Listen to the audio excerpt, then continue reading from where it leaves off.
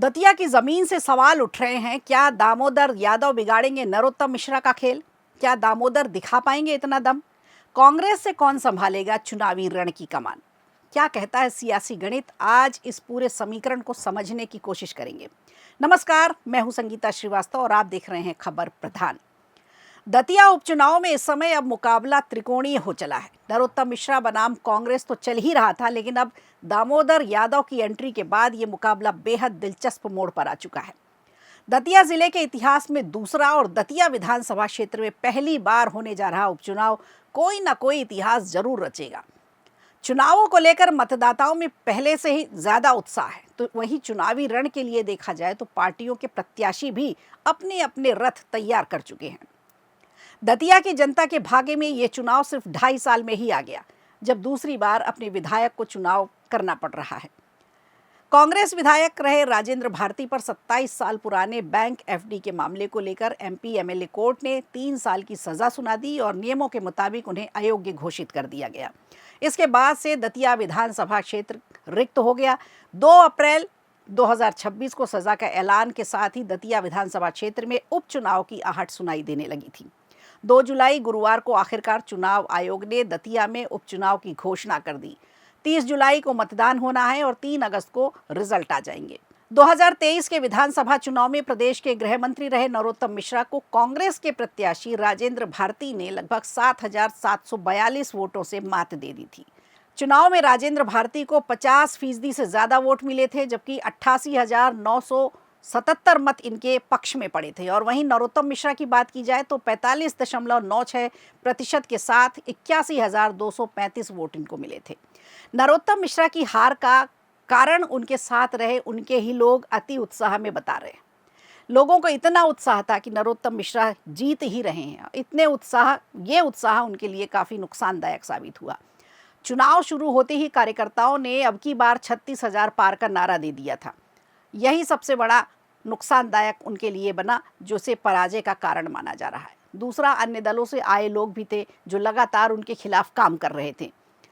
इन जयचंदों पर भी चुनाव के दौरान विश्वास करते रह गए नरोत्तम मिश्रा और जयचंदों ने अपना खेल कर दिया था। इस बार भी उपचुनाव की आहट सुनाई देने के बाद एक बार फिर से सैकड़ों की संख्या में दूसरी पार्टियों के कार्यकर्ता पहुंच चुके हैं और नेता जो भाजपा में शामिल हो रहे हैं एक एक करके, उन पर भी विश्वास कैसे किया जाए, ये सबसे बड़ी बात होगी। ऐसे में एक बार फिर से नरोत्तम मिश्रा के सामने इस तरह के जयचंदों पर नकेल कसने की जिम्मेदारी सबसे बड़ी है।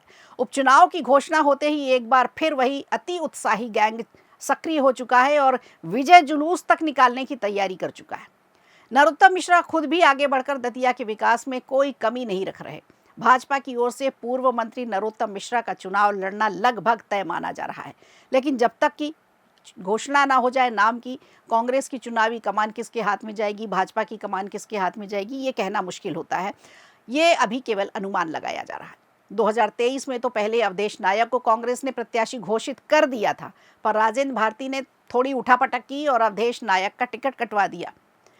उपचुनाव में अवधेश नायक एक बार फिर मैदान संभालने की तैयारी करते दिख रहे हैं, लेकिन एक बार फिर अवधेश नायक के सपनों पर राजेंद्र भारती के पानी फेरने की तैयारी भी है। वो चाह रहे हैं कि हमारे बेटे को टिकट मिल जाए, यानी राजेंद्र भारती ने अपने बेटे अनुज भारती को मैदान में उतारने का मन बना लिया है। उनको टिकट नहीं मिल सकता, वो नहीं जा सकते, तो उनके बेटे को टिकट दिया जाए। पिछले दिनों उन्होंने अपने बेटे सहित राहुल गांधी से मुलाकात भी की थी, तब इसकी चर्चा काफ़ी तेज़ी से हुई थी। हालांकि राजेंद्र भारती का कहना है कि वो अपने बेटे के लिए टिकट की मांग नहीं करेंगे, लेकिन अगर पार्टी उन्हें उम्मीदवार बनाती है, अगर उन्हें वो टिकट स्वयं देती है, तो वो चुनाव ज़रूर लड़ेंगे। पूर्व सेहड़ा विधायक कुंवर घनश्याम सिंह का नाम भी बड़े ज़ोर शोर से लिया जा रहा है। कुछ पार्टी कार्यकर्ताओं का मत है कि कुंवर साहब नरोत्तम मिश्रा को कड़ी चुनौती दे सकते हैं। वहीं कांग्रेस के वर्तमान जिला अध्यक्ष भी अंदर खाने में स्वयं की दावेदारी पेश करते हुए नजर आ रहे हैं। आजाद समाज पार्टी के प्रत्याशी दामोदर सिंह यादव का नाम सबसे तेजी से लिया जा रहा है। इस समय चुनावी मैदान में उनका नाम इसलिए भी लिया जा रहा है क्योंकि ऐसा लग रहा है कि ये नरोत्तम मिश्रा को पराजय क्या दिखा सकते हैं, टक्कर दे सकते हैं। जातीय समीकरण की दृष्टि से देखा जाए तो उनकी दावेदारी भी मजबूत बनती है। SC ST OBC के मतदाताओं की संख्या इस विधानसभा क्षेत्र में सबसे ज़्यादा है। इसीलिए दामोदर यादव उत्साहित भी हैं और अपना पूरा दम लगा रहे हैं।